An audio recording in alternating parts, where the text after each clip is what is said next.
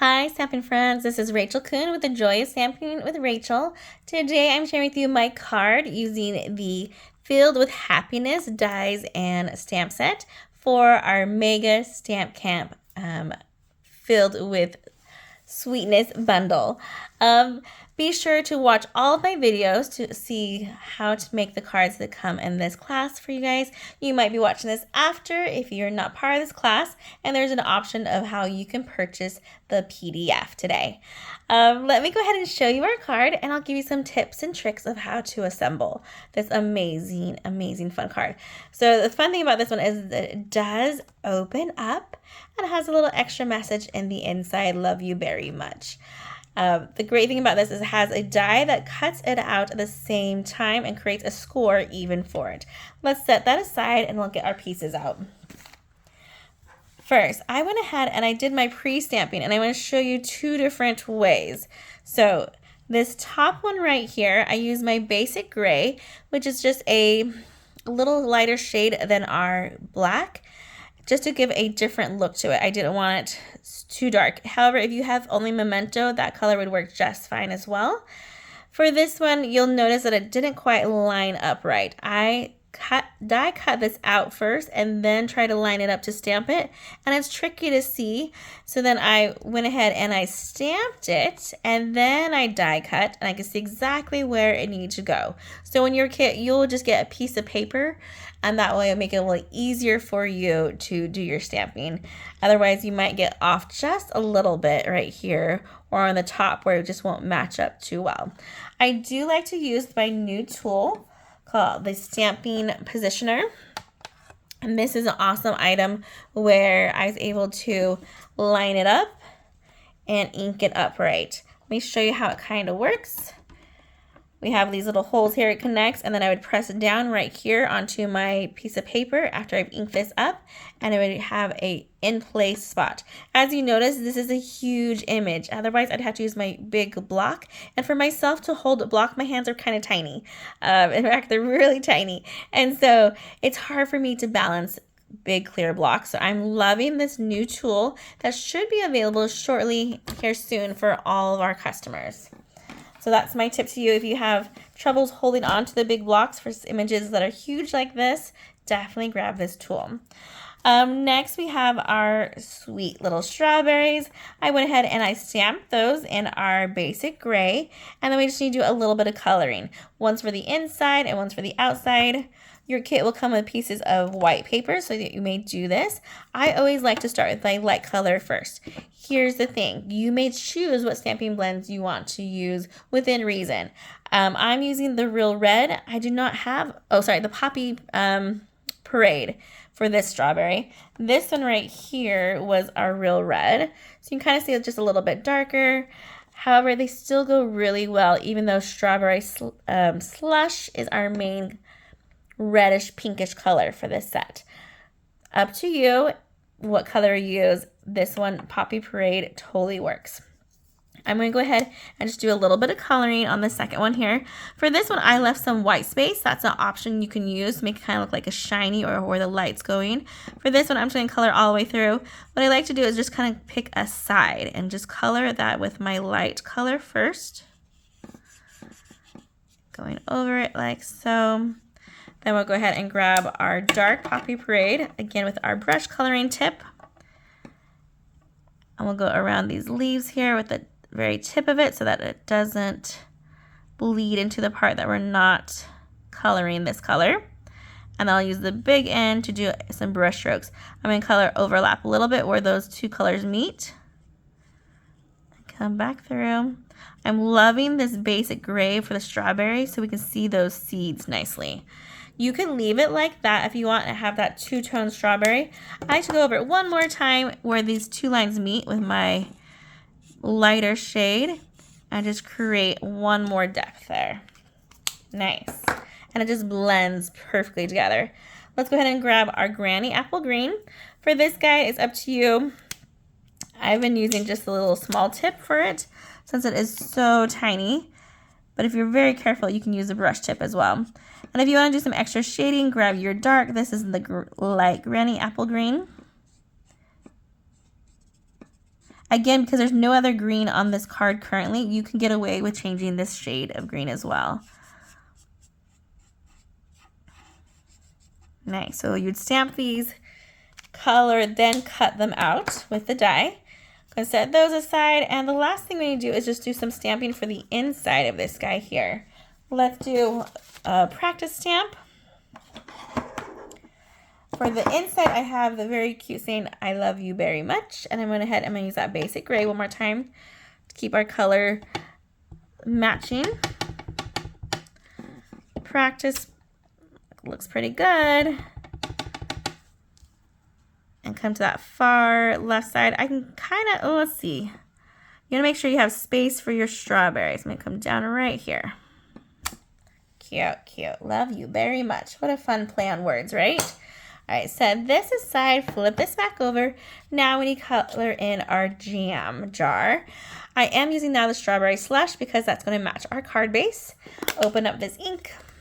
Grab your blending brush for this one, or if you have a sponge dauber, blending brushes just goes a little bit faster. Whenever we use the blending brush, you want to tap onto the ink pad, and then we're going to tap off so it's not so harsh, and then go ahead and start your blending.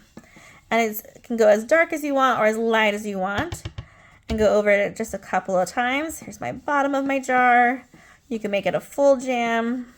Someone's been eating some of it already. Cute. Do circular motions to create smooth lines. I do a little bit more of this bottom here. Nice.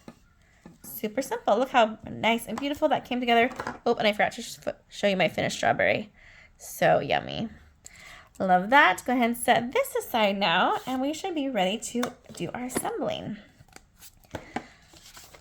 Let's grab our card base. Now, the fun thing about this one, and you'll have it in the PDF so you can see what it looks like and make a choice, but our paper, Design Series paper, is double-sided. So you can pick if you want the more busy side with that beautiful jams and jars, or if you want the more mute side for our matching that strawberry slush. It's more of a solid color right here.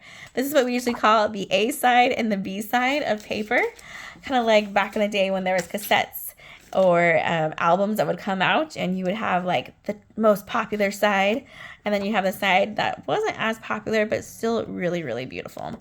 Let's go ahead, and I'm gonna do the A side this time. This was the B side, it's less busy. And let's grab my liquid glue. Just putting it on around the border, an X in the middle, and attach it here. Your DSP you'll also need to cut yourself, so just follow that PDF with those measurements. Let's grab our jar.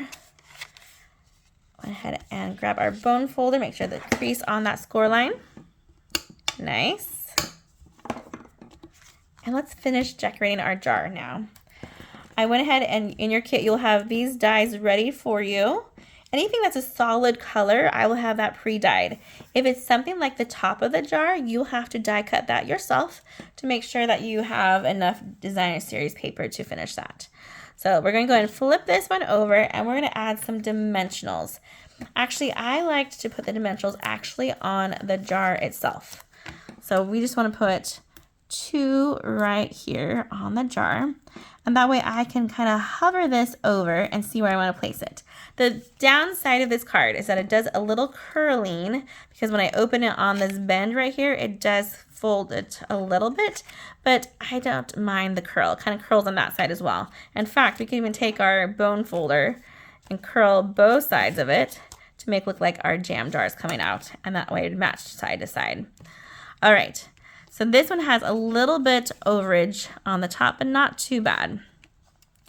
So line it up right about there and press down on our dimensionals. I like dimensionals on this one because it gives that raised look to it, like as if it was a lid covering it. So cute. This next step is just a little bit of liquid gluing on the back of our 2 strawberry slush items. This looks like our string that we've wrapped around our material for the top of our jar. And go. Just one right there. And a little bit on the back here. If you're using liquid glue like myself, make sure that you clean up your spot afterwards because you are going to miss this.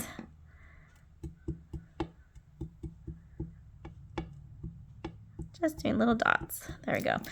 We do have silicone mats if you wanted to use those to help you not create a sticky mess. That's a good idea. Jam's supposed to be sticky. Honey's supposed to be sticky. Gluey spots should not be sticky. Our work spots should not be sticky. And I'm just lining it up. There's a little crease right here. And that gives me a good idea of where that's supposed to go. And if you want to make sure that's laid down nicely, you put something heavy on there to keep it down. I'm going to go ahead and add my bow to this part where it meets, where it's all thick together. Nice. We're going to add dimensionals to the back of our beautiful scalloped oval here. We'll put 3. And then we also need dimensionals on the back of our strawberry. We'll put 2 on the back of this guy. Our inside strawberry, however, he's just going to have some liquid glue. Inside things, it's harder to have dimensionals in it because then it'll make things pop up too much. So let's add our label.